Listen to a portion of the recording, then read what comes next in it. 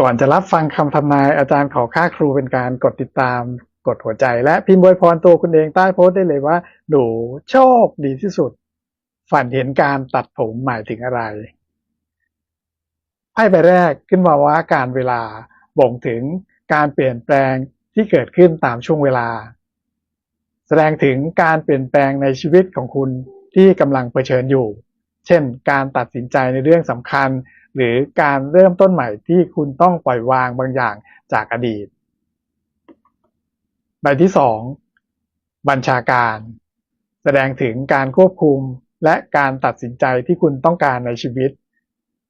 การฝันเห็นการตัดผมครั้งนี้หมายถึงการที่คุณต้องควบคุมสิ่งต่างๆในชีวิตตัวเอง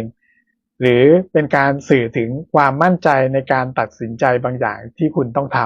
ำเลขนำโชคของคุณได้แก่